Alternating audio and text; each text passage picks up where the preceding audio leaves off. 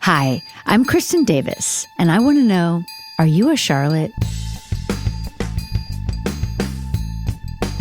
I can talk to you about this because you have a podcast, right? Yeah. You actually have two that you just finished. We'll get to that in a second. Sophia Bush is here, you guys. This is how we roll, okay? Love we just it. ease on in. I saw this post one time, or like a whole thing from this lady on Instagram who I don't know, talking about how on Amy Poehler's podcast, everyone's like, "What do you mean you're rolling?" And she thought that was fake or something or weird. And why didn't they know if they'd been in the green room? And I'm like, "Oh, honey, we don't have green rooms." No. Right? Yeah. And we're used to film where there's like rolling and there's, boards. What do you call it? and the whole clapper. thing, Yeah. yeah. Like for us, like we're just sitting in a chair and we're chatting and we're catching up. We're talking about our kids and whatever. And then our very smart producers are just rolling because they're so smart. That's the way podcasts are. And we love it. I love it. Right? Because it's so easy. You also catch a little bit of magic that way, I find. I agree. Yeah. I agree. That's why they're so smart to just do it and not wait for anybody to start, you know? I like Easton just rubbing his palms together like hee hee ha ha ha. Totally. So I want to talk just briefly about Drama Queens. So you Yes. did this podcast, Drama Queens, about Yes. One Tree Hill, the show that you were on that was massive. I've never seen it. But when I was preparing to do Are You a Charlotte, they said to listen to Drama Queens. So I listened to Drama Queens, of course, not understanding what you guys were talking about, but really enjoying that there were three of you and you had such great camaraderie and you got to kind of rehash memories as well as talking about the plot. Like, and how smart were you to do this when you started it? I mean, thank you. Honestly, I think because I had started my solo show, Work in Progress, and loved it so much when, honestly, it was a pandemic project for us, Drama Queens. Though. You know, everything shut down. I was preparing to shoot a show in Canada. We all got sent home. I remember thinking, oh yeah, we'll go back to work in 2 weeks. I mean, crazy. And then we were in lockdown and I was FaceTiming with my girlfriends from the show.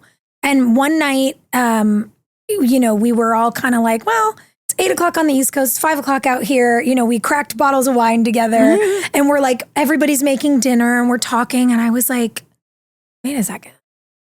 This is a show. Smart. This is something I think people would love. Yeah. And when I pitched the idea first to Hillary and then she and I called Joy, we were kind of not sure what it would be. There weren't really rewatch shows yet. I think maybe Office Ladies was out and that might have been the only one at that point.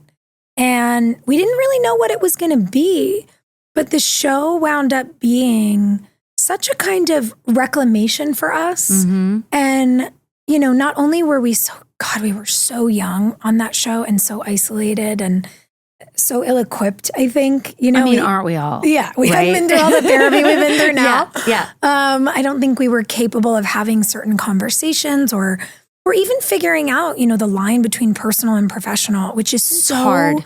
Muddy when you're on location, especially. Of course. And you guys were in North Carolina? Yeah. Yeah, I'm from South Carolina. I've filmed in Wilmington. Yeah. Wilmington's so It's a different great. world. It is. But it's lovely and different. Very different. Very different. And I think for us, especially complicated because we were in this sort of no man's land. We were just older than all the college kids at UNCW. Wow.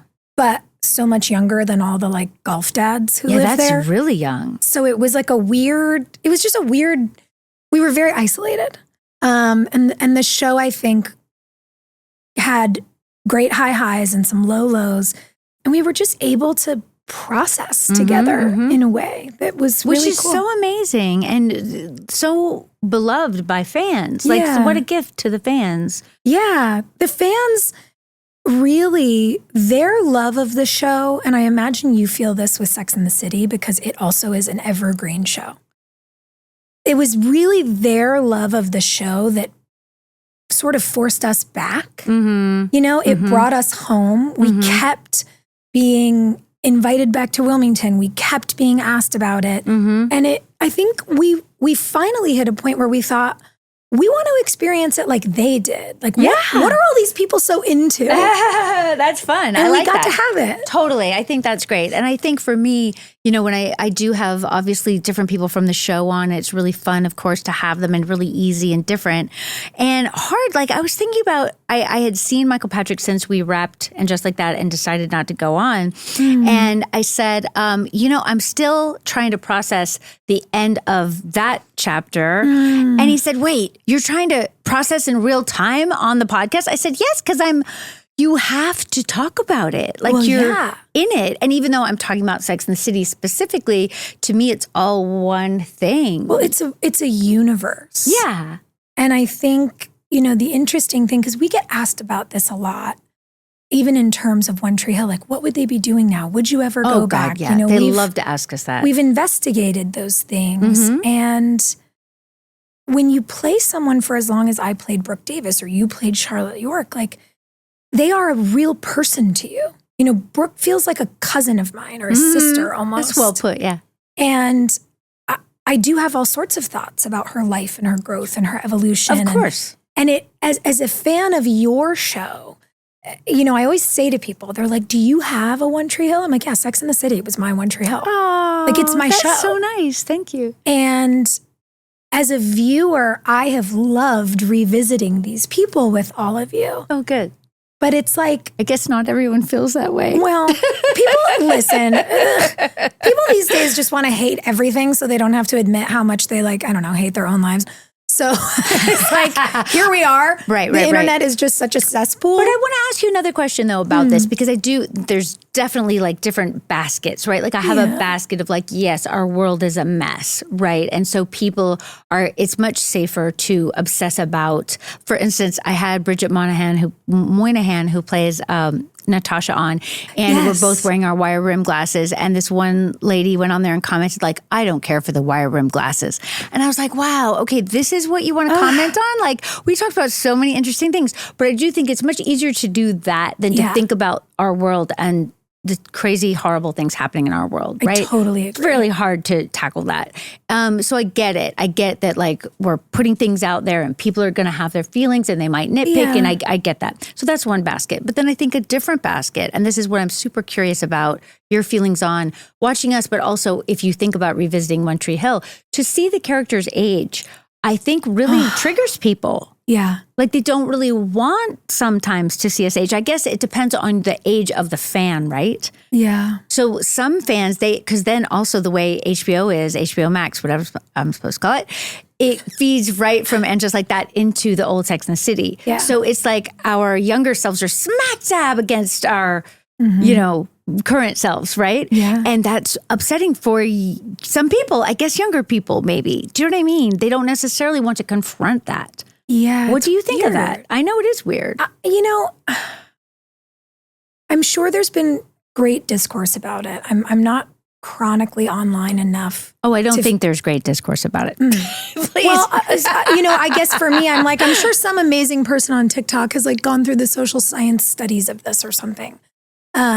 But I will say, as someone who is both a fan and in the ways we all do, we know each other. Yeah. As a woman, it's been like so, I don't want to be over dramatic or melodramatic, but I mean it. It's painful to watch the way exceptional women will just, to your point, be nitpicked and dragged and discussed like things, not people. Yes. And, I caught myself rolling my eyes when you said the thing about the woman who made the comment about the wire rim glasses. Mm-hmm. On the one hand, I'm like, keep it to yourself. Right. Like, shut the up. And then on the other hand, I'm like, I do understand that everyone's so stressed and so anxious and so worried and things are really crazy. Mm-hmm. It's a crazy time to be on the earth. Mm-hmm. And so I get that the pressure valve gets released. Exactly. I think often in the wrong directions. Yeah. But I think the larger discourse, how dare you age? If you do anything about aging, how dare you do something? You're so vain. Yes. If you don't do enough, why are you letting yourself go? If they decide you've done too much, don't you have any friends who said stop? Totally. If you what were you thinking? Oh my God! On and on. I know. And I'm like, we're still here. Like nobody's talking about that with any of the dudes. Like, are people picking Brad Pitt's face apart? I don't know. I think they are. Well, yeah, recently Actually, I do see men being pulled into the work. It's now discourse. a little bit going towards them. And sometimes I feel glad about it. Sometimes I also feel sad about it. Yeah. Do you know what I'm saying? Like it is a mixed, but I also feel, and that's we're in a different basket now. This is how I separate it in my mind when I'm thinking about it. And it helps me to dissect it, to dissect like what is actually driving these conversations. Okay. And in terms of the aging situation, my feeling is that, because I'm significantly older than you, right? So like we have been, yes. Okay. Definitely. I'm 60 years old, Sophia. Or 60. I am. You hot Nuts, bitch. right? Thank you. Ooh, I love it. I love it to get the good compliments. Thank you so much. I'll take it. I'm like, well, I do feel thrilled to be alive in this moment where women are just not giving up. Right. But it is this struggle. Identity. It is this struggle. Like you look at Demi Moore. I mean, what a incredible situation. Like if you listen to her talk and she says, I'm creating my own rules. Yes. Demi, create your own rules. We do not have to live by other people's rules. Yeah. We don't. Yeah. And I think we just need to say this to each other. That doesn't mean that I'm going to do everything that Demi is doing or whatever it is or not. I'm also not going to judge her. She is creating her own existence. Yeah. She is living by her own rules. She is doing what she wants. Yeah. More power to her. I love it so much. Yeah. And I think it's so powerful. Like whenever I see her talking about it, I'm like, oh God, it's just so refreshing because that's what you need to remember. Like we can create our own existence. We can say to ourselves, you know what?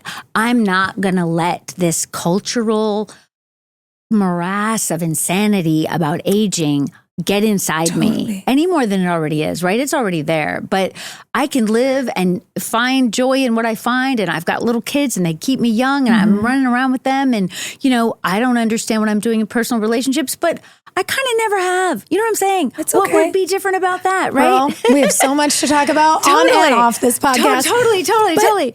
I have a question about that. Yeah. Because I think there's really something elemental about aging. Mm-hmm. And some of my buckets are what a privilege it is to age. Yeah. We're so lucky to be alive. Yes. I'm also, to this point, I'm thrilled to be alive at a time where women are rewriting the rules, where you are the picture of 60. We're not told that we have to look like the Golden Girls by the time we're 45. Right. And by the way, no shade, one of my favorite shows of all time. Of course. But women were put into a box of being, quote, elderly. Right. By the time they were in their mid-40s. Like, I don't feel elderly. I still feel like I'm 27.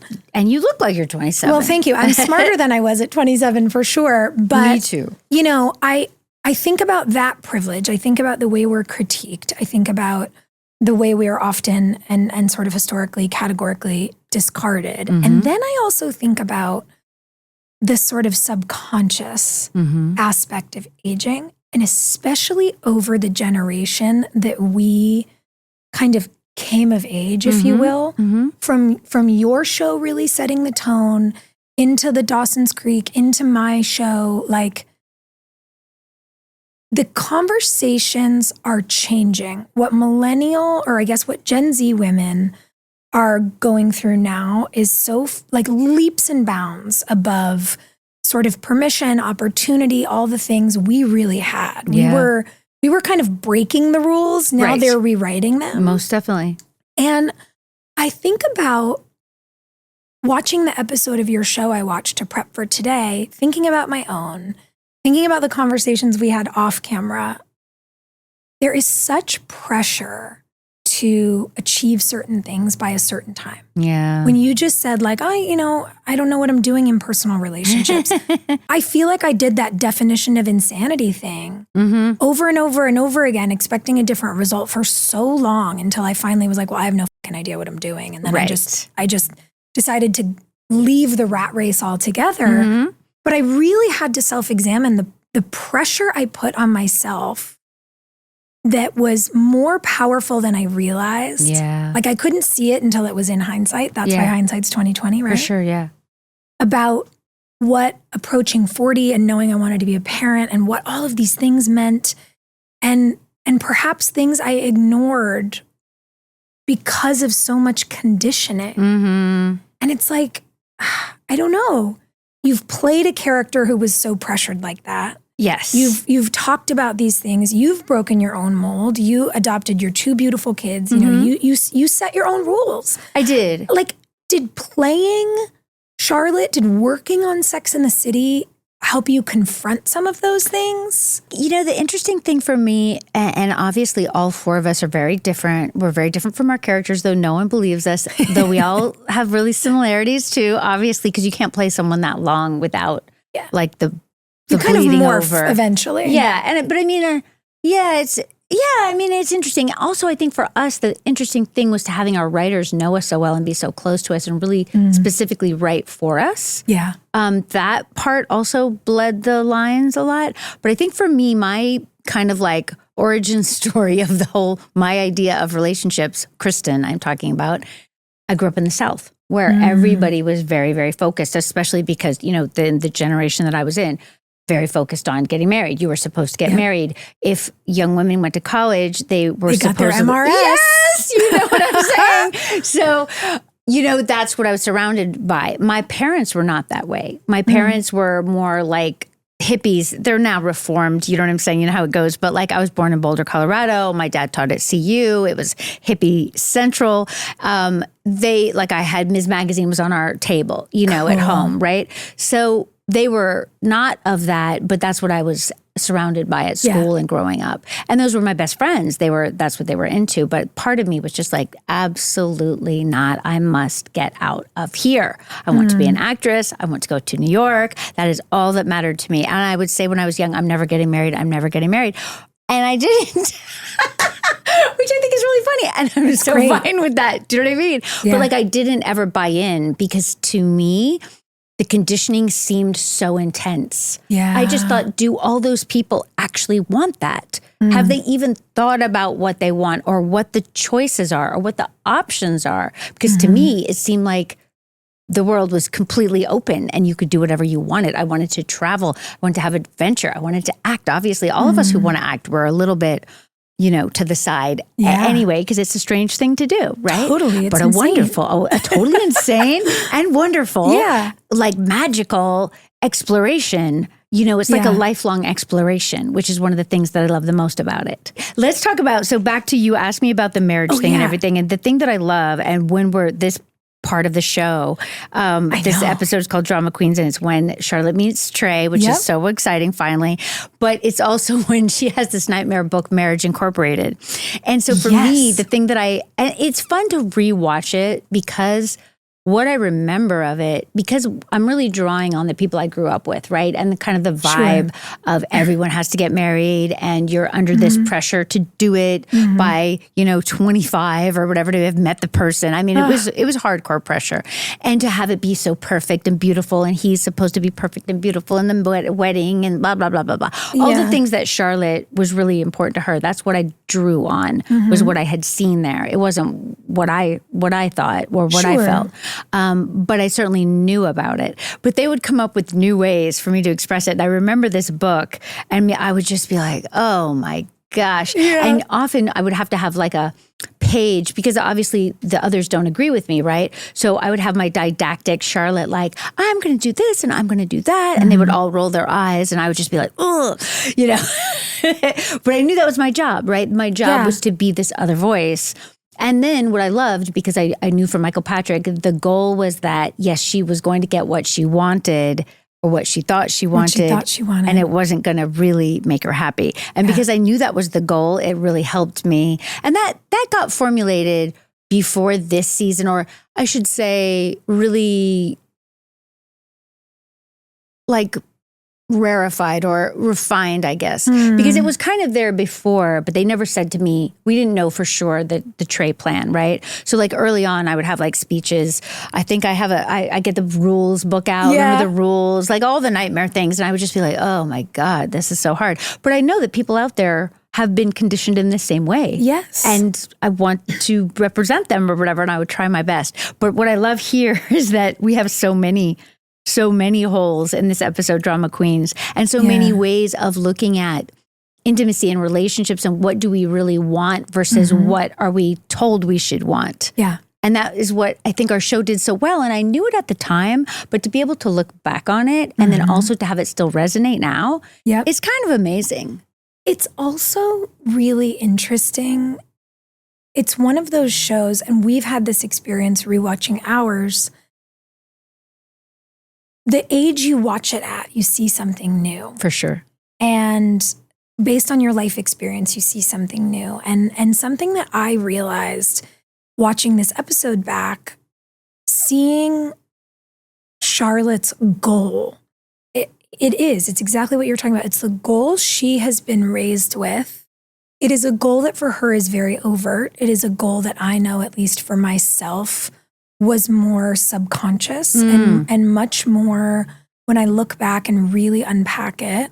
Bless my wonderful therapist. I can really see that so much of it was also about repair. And it struck me watching the Carrie and Aiden storyline in this portion of the show, because I didn't identify when I was watching the show when it was airing and I was in college. And my college best friend Brenna and I would watch every weekend.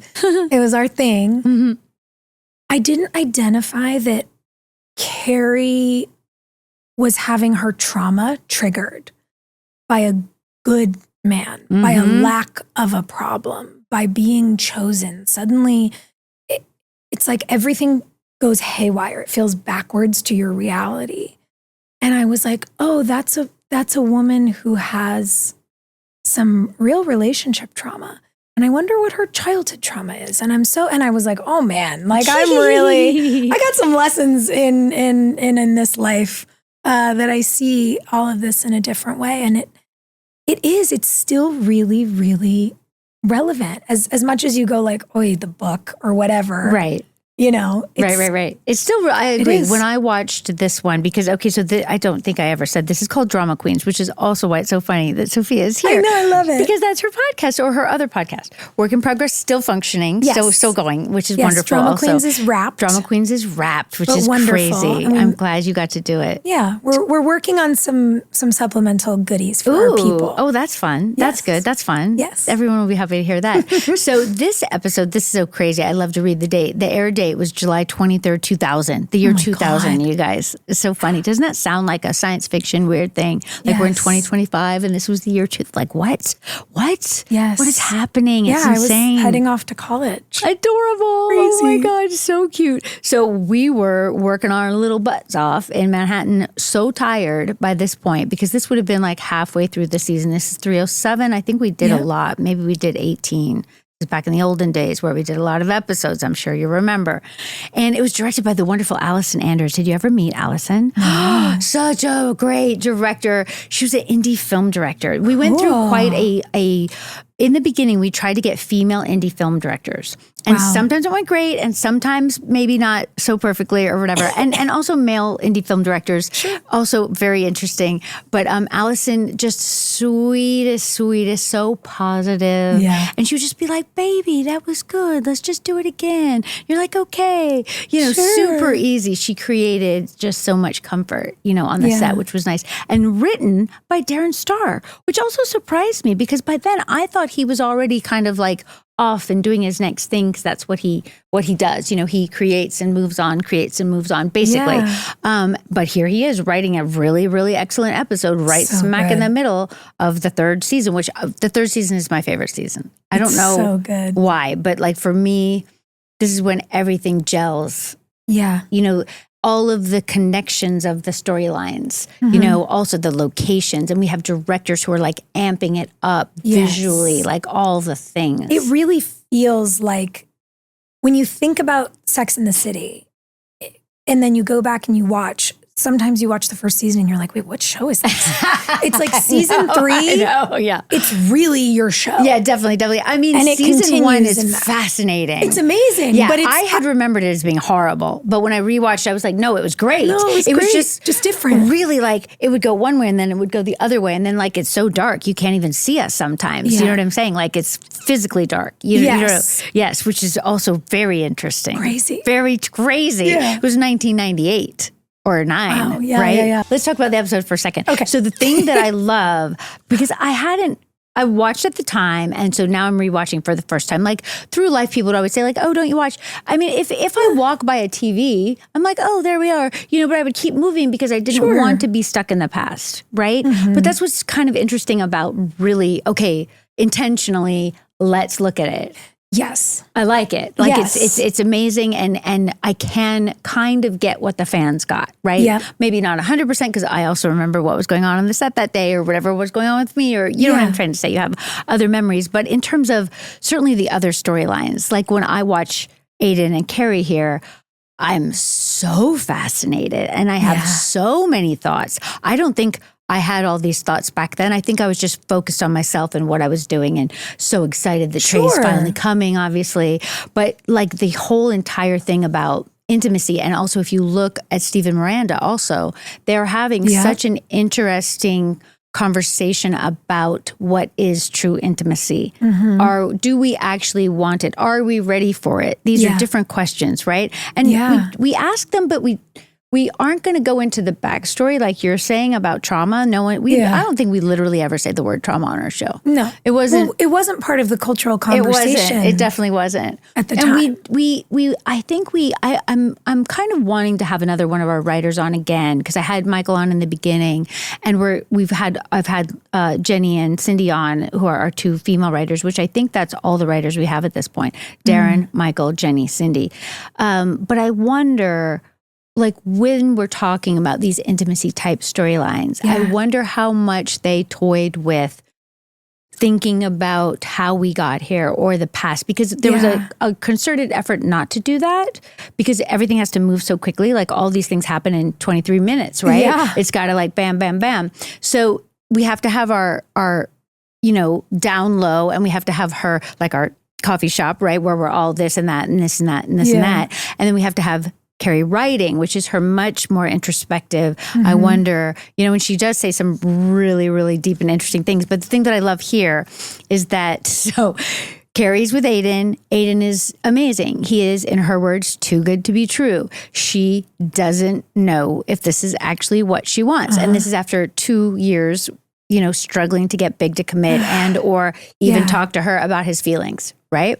Now she has this amazing guy who wants her to meet his parents. Yep. She does not want to. Yeah. I don't even remember all of this at all. Like when I rewatched it, I don't remember it one little bit. Right. And I think it's super interesting, but I also think there's a part of it because Aiden is so not New York. There's a part of it where it's also like Carrie is so New York. Yeah. Right? It's not really a common thing. Like, I don't know if you remember in second season, she follows Big. One day she doesn't know where he is, and he's at church with his mom. She's never met his mom. Right. Then she's hurt that he doesn't want her to meet his mom. Right. And he's like, this is something I do with my mom. I go to church. So then she takes Miranda, and they drop the hymn book down the balcony. It's like a whole drama, right? But also, like, that's unusual. I never remember meeting I'm trying to think now, like you just didn't meet people's parents in New York. It wasn't a thing really so much. Do you know what I'm saying? Unless you were serious and then you traveled to meet them. You traveled to where they were from. To wherever they were from. Exactly. Right. So I do think there's a bit of like, Aiden's not New York, which is also why he's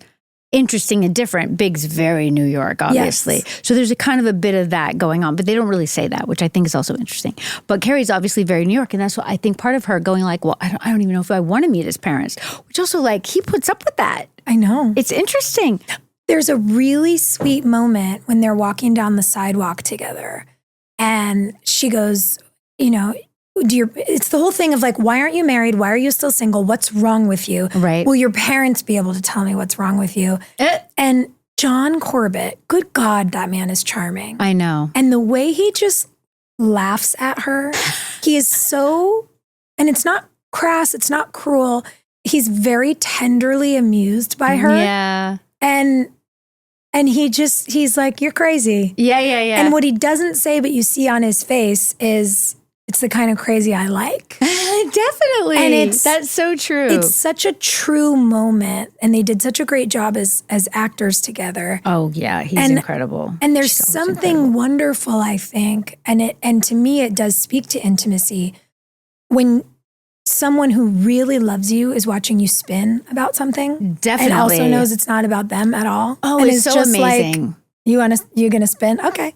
I'll watch. Definitely. It's and not get so caught up loving. in it. Right. I agree. And very different, obviously, than her dynamic with Big, where she spins and he kind of judges, or I feel like it even makes him more remote. Yes. Which is anytime she has human emotion that is imperfect, right, he can't handle it. Right. Which is, and Aiden is both figuratively and physically. It's like he's a big container for her feelings. Which is amazing. Yeah. Amazing. I know. Amazing. I mean, yes, sometimes I think about where we know they go. Mm-hmm. I know. I still have to, it's processing what I know and then what I'm seeing in the olden days and trying to chart it all, Yeah. But I also feel, and people have said to me, oh, well, that doesn't make sense or that doesn't make sense. But you change as you live. Yeah. So you can't necessarily know at 35 or whatever our characters are. I think we're roughly 35 at this point, and we're not real people, it should be said. But also, life changes you. Yes. As you're living it. That's what's supposed to happen.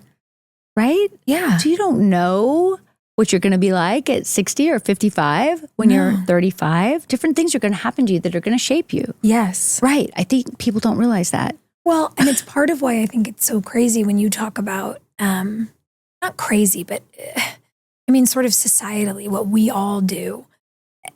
The idea that, where you were raised, women were supposed to be married by 25. You're supposed to go to college and get your MRS. Your prefrontal cortex is not done developing. I know. Like your literal brain is not the brain of an adult. I know it. Until you're 26 or 27 years old. And I'm going, what in the world? People are letting people get married? I know. Oh, Like, people get what married were we younger than that. thinking? Definitely. I know. But I mean, the world is changing because definitely I don't think that pressure is there now in the same way at the same age. I think the pressure might be there.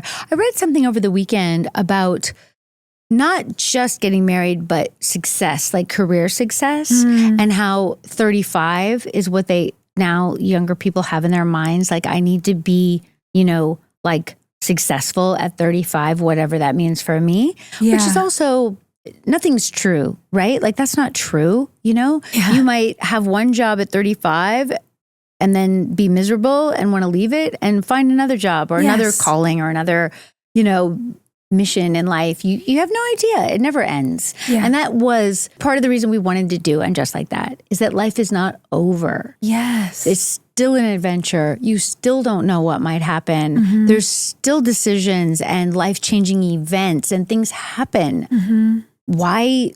Why pretend somehow that when you hit 45 or 50 or whatever arbitrary number you want to come up with, that your life is over? No it's way. not. No. I think all the time about phases. I was having this conversation just yesterday with a friend, and I said, I might do something completely different with my life at 50. I don't know. Yeah. I Why think not? about the same thing. Or at 60 or at 70. Like, why not? Right. No, you can do whatever you want. Yeah. It's a great thing to remember. It's important. Yeah. I know. I agree. Okay. Let's talk about the episode. Sometimes it's hard to go back, but we will. So what I love this whole intimacy conversation. So Carrie has what she thought she wanted. Yep. He is basically choosing her. And now she's stressing she can't sleep at night. She's wake up in the middle of the night. She doesn't know why. Mm-hmm. So interesting, right? And then she goes, he says he wants to, introduce her to the parents, and she panics, and he obviously is very patient with her, which I think is amazing. And then, and he says to her, it's no big deal. I have a life. I'm just making room for you in it. I know, right? Yeah. I mean, my gosh. So then she comes to the opera with me, which is adorable because I was trying to I've left out myself. So I've got the book Marriage Incorporated. I assume it's a real book. I don't even know. My God, insane. And it says, I'm at the coffee shop with them and I tell them, this book says not to hang out with my single dysfunctional friends, that I need to hang out with my friends. I can't believe they don't just like scratch Charlotte out of a, you know what I mean? Like, what on earth? I'm so bold. And also that to me is a crazy thing to say. Yes. Like, wow. Like, come on. Well, but what I think is sweet about it, and I think clearly the dynamic of these 4 women, these friends know each other. Yes. You not only say the thing that could really sting, but then you explain that the book explains that you're supposed to treat finding a mate the way you would treat starting a business. Right. There is a checklist. You are going to hang out with married friends because they've got good single friends, and it's like, it's insane. It's bonkers. But of course someone wrote it. Oh, definitely. And of course people have taken this advice. Yes. And I mean, thank God they love her, and they're just like, okay, Charlotte. They're like, sure, sweetheart. But also then, I mean, to me, it's also kind of crazy to think that the married people's friends would somehow be different than the people that us single ladies would meet. How? Yeah. Why? They're just single people. It makes no sense. But whatever, Charlotte's going to try what Charlotte's going to try. So she's hounding this guy who we've never seen this couple before. Apparently Charlotte has Dennis, his other friends, Dennis, and his wife. She's hounding him to set her up with one of his single friends, and he's dodging her kind of, right? And she can't figure it out. So she had tickets to the opera, and she had said to him, "Oh, great, I have tickets to the opera." Yes. But he hasn't gotten back to her. So she doesn't know what's going on. So she asked Carrie, which is kind of wonderful because first of all, I remember that day and I remember going to the opera and I was so excited that I got to go with Carrie because sometimes I don't get to do the walk and talks, Sure. And I always wanted to do the walk and talks. So I'm like, oh, we get to go to the opera. It's even better. It's even better than a walk and talk. Because I mean, a scene at the opera is always a great thing in film, gorgeous. Right? I mean, it's a kind of it's done a lot when you look at things like it's in action films. It's in, I just watched The Morning Show. They had an opera, scenario in the morning show. I know. I think it's because opera's so dramatic. Like you wouldn't necessarily show people how to play, though we do that later on because Smith is an actor, right? But like opera is the height of emotion. So I think that's partly why. And it's so New York. Right. And you're so dressed. The opera at Lincoln Center. Yes. It's so New York. New York. And gorgeous. I realize when you're talking about how Carrie's struggling because Aiden is so not New York. Yep. She goes and has the most New York night and sees big. Exactly. With her little tiny, binoculars, she sees big and Natasha, and then she gets up and dramatically leaves. Yeah. I know. It's funny because I don't remember Carrie being so dramatic. She's pretty dramatic. It's interesting. It's interesting. I don't really remember that. I think at the time, I really felt all Carrie's feelings. Oh, totally. Yeah. Well, it's part of the discourse even now when people are like, that was this woman so many of us identified with. And we look back and go like, this is unhinged behavior.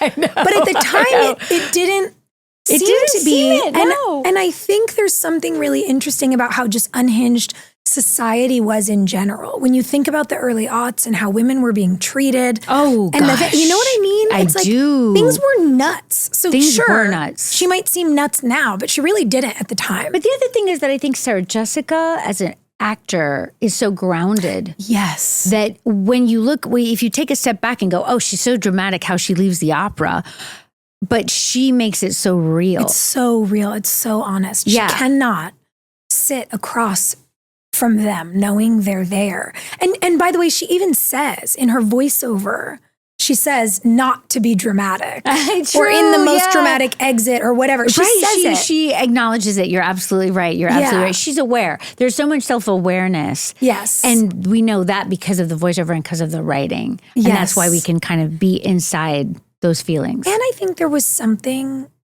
when it's dawning on me in this moment, yes, she did such a beautiful job playing Carrie. And I think humanized Carrie for us.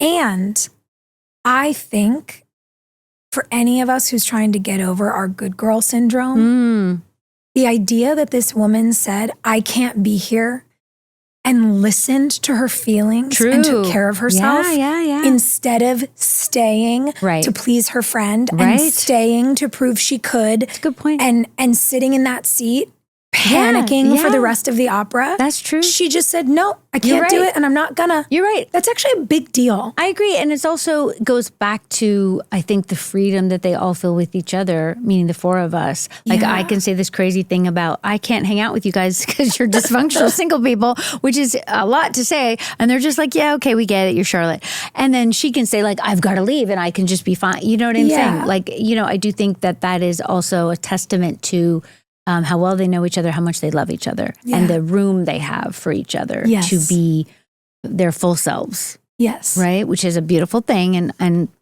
very thankful that they did that for us, Yeah. You guys, this is so much fun that we are going to have a part 2. So join us later in the week on Are You a Charlotte?